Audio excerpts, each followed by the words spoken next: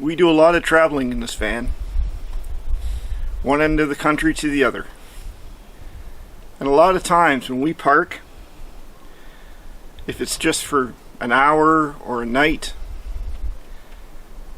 we have a lot of people interested in seeing the van. A lot of people wanting to do the same thing. And the majority of those people that stop and talk to us are over the age of 50, 60, retired, even some in their 70s. All thinking of doing the same thing, just that they don't know where to start, or they're intimidated. They think that their skill levels aren't high enough to build something like this. So I'm going to do a video today, not a how-to, because the how-to has already been done. More of a helpful guide, giving some others maybe some inspiration to tackle a project like this. Get them out on the road.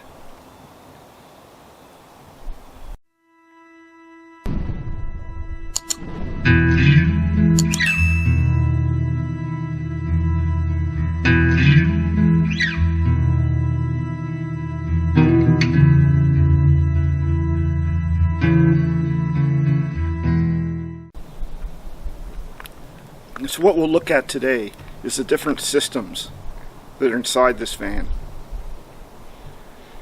Layout,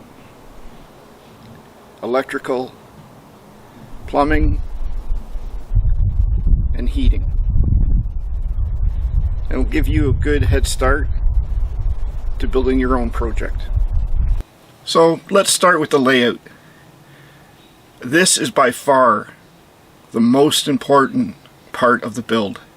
Without the proper layout, without the proper thought going into it, it can bite you in the butt real quick as you get down the road in the build itself.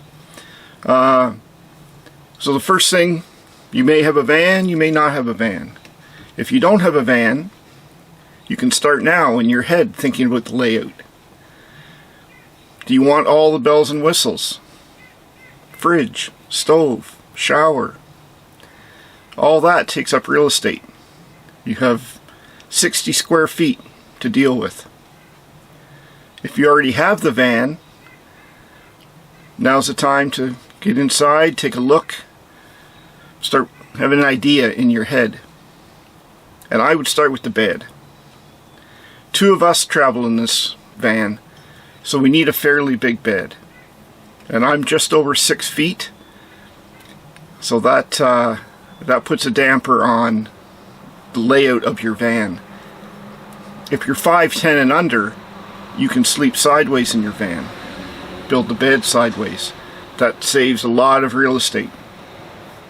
If you're over 6 feet, then you go lengthwise. And that takes up a lot of space. But that's what you need to do. You need to start thinking about the layout of the bed. Once that's done, you can start looking at the other areas to deal with. So the first thing, let's take a look at the bed I have. So this is just the example of our bed setup. During the day, it's a sitting area with a swivel table. And then in the evening, it quickly folds down to a full-size bed. And like I said, I'm just over 6 feet tall, so the bed itself is just over 6 feet.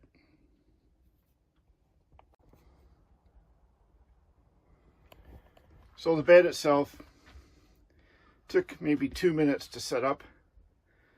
And a lot of times as we're traveling, especially if it's multiple nights that we're staying in the van, we'll just leave this bed set up. And then when you're finished with it, you can quickly fold it back up, back to your sitting area. But again, you can see it takes up a lot of real estate in the van. So you need to plan around that. So once you have your basic layout, even if it's not in your van, even if it's just in your head, you have to look at what your priorities are. And that's exactly what we did.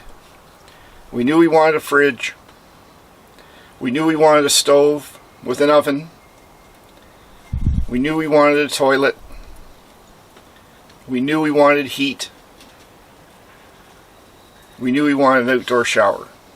So once we knew those things, I went online and I looked up the items.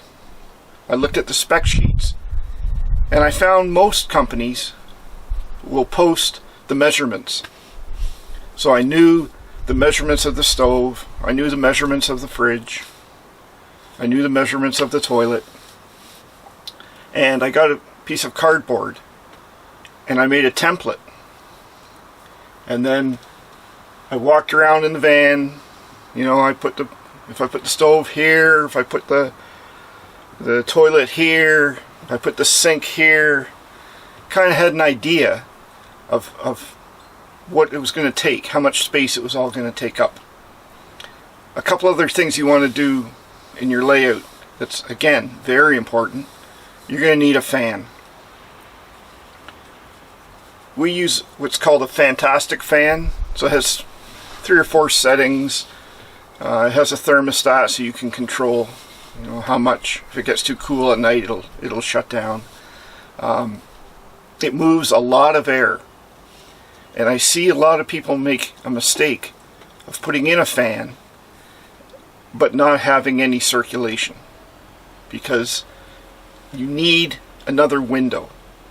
It's either you open up your front window, or you have windows in the back or windows in the side. You're going to need some way of getting that air to move. And a good example of this is when we traveled to Nova Scotia last year. On the way home through Quebec, it was 37 degrees Celsius for 2 days. It was so hot. I can't even imagine if we didn't have the fan, and we have windows in the back. If we didn't have that, it would be unbearable. But once you have a fan and you have another way of drawing, and hopefully you can draw that air across your bed, because it really makes a huge difference when you're inside basically a big tin can. So keep that in mind. Another important part of your planning and your layout is designating different areas. I'll call them utilities. So we have solar on board, we have a water tank, and we have hot water. So you want to kind of keep those utilities in one location. So if you're solar, you know, there's more to solar than just panels on the roof. So you have batteries, you have inverters. Try to keep all that in one area. And during your planning is the best time to plan where's that area going to be. If you're going to have a water tank, you're going to need a pump. Maybe you have hot water. So you want to kind of start thinking about where's that going to go. All of our utilities are in the garage, out the back, under the bed. So you don't really see it. And that's because I planned that when the van was empty. So I kind of had an idea. I'm going to put all this stuff under the bed. So if you just wildly start building out your van and your project is not planned out and thought out, you're going to be, well, now what am I going to do with these 2 big batteries? What am I going to do with this hot water tank? Where am I going to put my water pump? All these things, like I said, will come and will bite you in the butt if you don't plan it out now. So like I said, we put all of our utilities in the back. It was all done beforehand. I knew, again, because I planned, I knew where the fridge was going to go. I knew where the stove was going to go. I knew where the diesel heater was going to go. I knew where I wanted my lights. I knew where I wanted my USB ports. I knew where I wanted my 120 volt outlets. So I had all that planned. So before I started building walls or putting up the ceiling or the floor, I had my plan already. So I ran all the wires. I ran my wires to the fridge. I ran my wires to the lighting.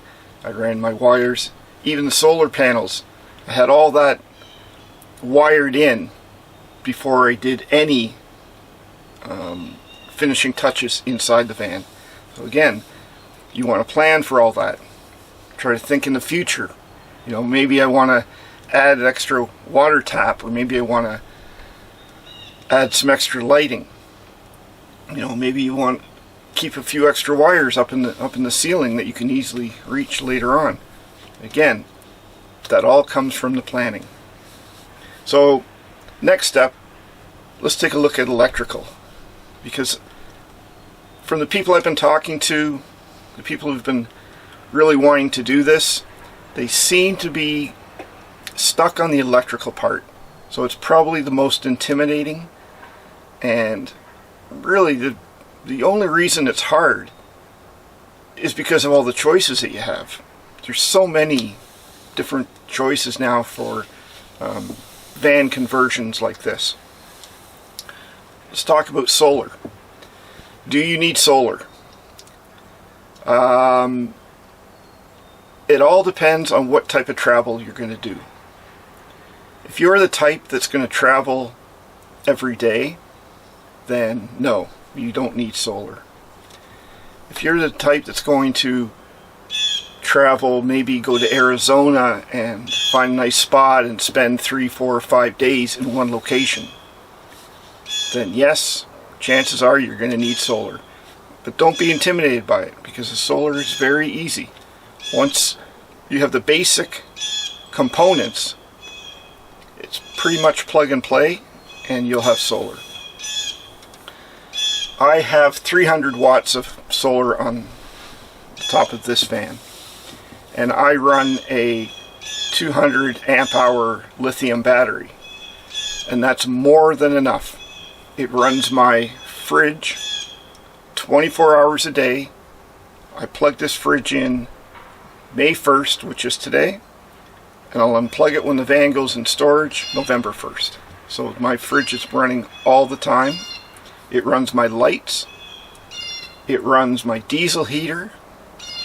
It charges my phone. I have USB ports. It charges my batteries for my camera. It runs the, I have a Nature's Head composting toilet. It runs that.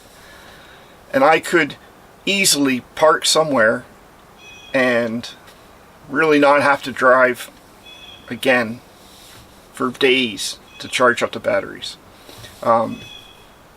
So one thing, when you have a van conversion, you're going to need 2 sets of batteries. So one set, or a battery, will run the van.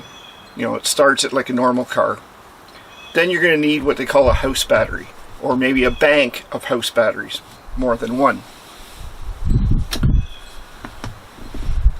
If you plan on driving a lot, you can get what's known as a DC to DC charger, because you want to keep those house batteries charged, because that's what runs everything in the van. That doesn't start your van like a normal car. That's not connected at all. It just runs. Those house batteries take care of everything inside of here, and you can charge those easily as you're driving the van. So you hook up a DC to DC charger. They're very easy to hook up, and as you're driving your vehicle, your batteries are being charged. So if you don't have a solar setup, all you have to do is drive it once in a while, every day or a couple days, and charge up the house batteries again. So that's a really good feature of those units. So in your van build, if you're going to want enough power to run a kettle, an induction cooker, or lots of lighting, or you want to run a laptop, you know, for a few hours a day, in your electrical setup, you're going to need an inverter. So the inverter will take power from your battery and convert it to 120, and that way you'll have normal outlets. Once you start with your solar system and you have your battery, the components just kind of add on to it. What I did, I use what they call a distribution block. So you take the power from your battery and you feed it to the block. It's just like a fuse panel in your house. from that fuse block you can run, you know, your wires to your lighting, your wires to your fridge, your wires to your diesel heater, and you can mark them, and they have, each line has a fuse.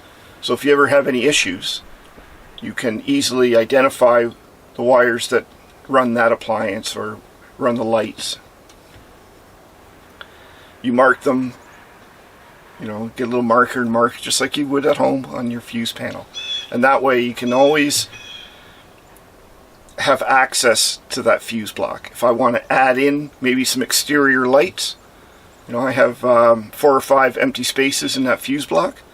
I can run some wiring. I'll run it up behind the walls or run it up through the ceiling and, you know, put some external lights on the van. Maybe want to run some fog lights. Maybe, you know, it's fairly easy. So I use those what they call distribution blocks on every system. I have one on my water system. I have one on my propane system. I build it into one central area, and then from there, if I want to add an outdoor barbecue or something, I can just run a new line off my distribution block. So the same concept I'm using throughout the van. So electrical, it's all 12 volt. Anything you buy, your lights, maybe you have some fans you'd like to run, maybe you have a fridge, it's all 12 volts. So it's really fairly easy, and it's not big gauge wire. It's fairly easy wire to work with. If you need to pull some wire through a cabinet or something, it's fairly easy to work with. So that makes it really easy. So let's talk about plumbing. Again, in your planning, do you want a shower? Do you want a sink? Do you want hot water? Do you want hot water to your shower? Do you want hot water to your sink? Do you want an outdoor line? Do you want an outdoor shower with hot and cold water? You start planning that. When I was doing the layout, I knew I had a 30-gallon water tank, so I found a spot that I knew this was going to be my area for my water. So in that spot, which I'm going to show you in a minute, the tank, the on-demand hot water system, the water pump, everything's right there. The distribution block is right there, so I can run a new line to the sink if I want. I can run a new line outside if I want to put like a little outdoor kitchen or something. I can, you know, easily do that. And again, that comes with the planning, and it comes with the design of your system. We knew we wanted a toilet. This is a big thing in camper van conversions. We went with what they call Nature's Head composting toilet. I'm going to show you that here in a minute. And they are not cheap. I think we built this van in 2019, and I believe that was $1,200 Canadian, and I'm sure they're more than that now. Is it convenient? Yes. The composting toilet it's not dirty, it's easy to clean. We can go over a month, close to 2 months on one fill of soil. It really is convenient. However, I have a friend of mine that lives off-grid in Nova Scotia. She made a video on a DIY composting toilet.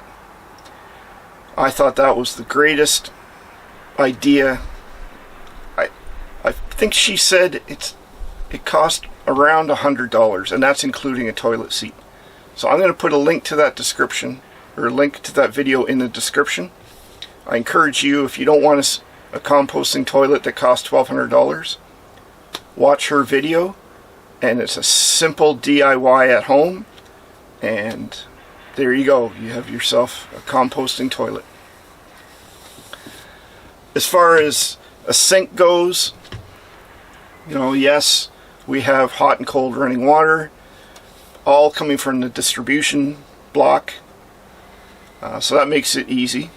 A lot of people will put their sink near the door and let the gray water run out the bottom. That's easy too. So now we've talked about the layout, we've talked about electrical, we've talked about plumbing. What about heating? So we travel, and we really enjoy traveling in April and May each year, because there's really no mosquitoes, there's no bugs yet, so it's an enjoyable time to go. And the number of people that are traveling at that time, their kids are still in school, so they're really, anywhere you want to travel to is pretty much retirees. And so we'll head out, and it's still chilly in the mornings. It could be below zero easily. We installed a diesel heater. I'm going to show you where that is. It's in the garage in the back. That is such a simple upgrade to any camper van. You can spend money on expensive ones. I think some of them are $1,200 to $1,500. Or you can go online on Amazon, and what you'll see called Chinese diesel heaters. Pretty common in camper van builds. Easy to install. They run off diesel, which they come with their own tank, so it's no big deal. They're 12 volt, so easy to hook up to your distribution block. And you can set the temperature. Beautiful. They don't cause any moisture inside the van, which if you get a propane style heater, you'll have a lot of condensation in the van, and that over time you can start getting mold and different issues with condensation.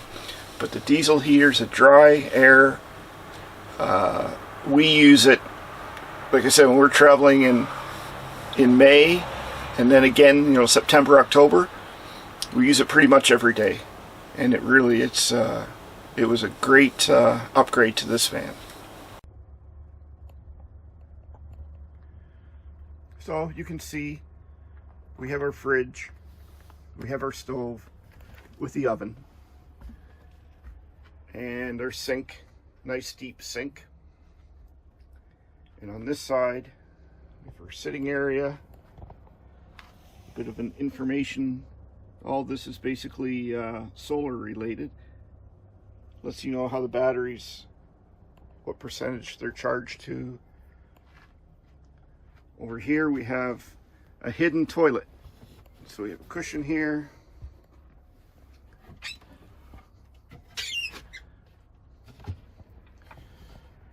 And there's our Nature's Head composting toilet. Works great, but if I had to do it again, I wouldn't spend the $1,200 to $1,500. I definitely do a DIY composting toilet. You're going to get the same results. Here's a look at the 30-gallon freshwater tank, and where all those lines are running to is the distribution block. So I just have one line coming from the pump, run that up to the distribution block, and then from there, if I ever want to add in extra tank or extra sink or an outdoor faucet, I can easily do that. There's the on-demand hot water system. These things work perfectly. And I run propane in this van. And there is my propane distribution block. So if I want to take my barbecue, my propane barbecue, and run it out onto a picnic table at the back, I can easily do that.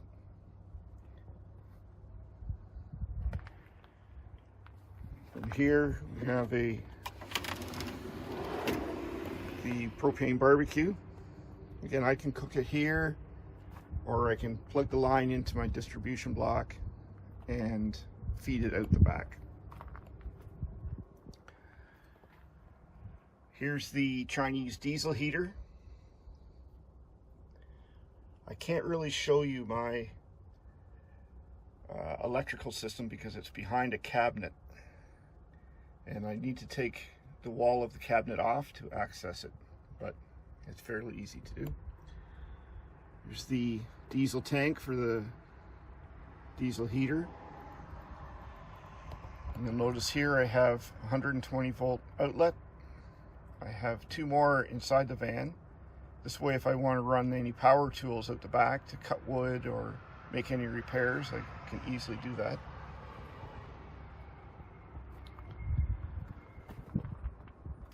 It's an outdoor shower. Hot and cold water works perfectly.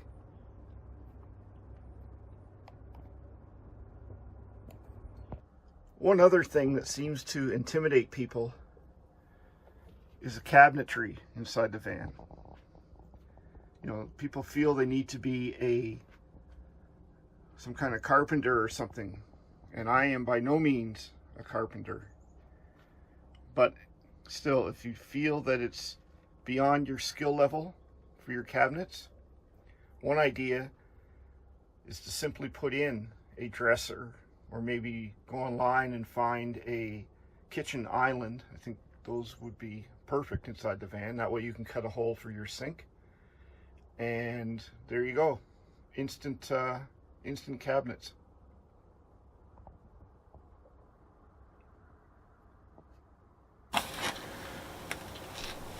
So hopefully this gives you a little insight of what it takes to do a van conversion, and hopefully it gives you a little inspiration to start a project or maybe finish up a project. You'll really enjoy being hands-on, designing the way you want to design it, and then getting out on the open road.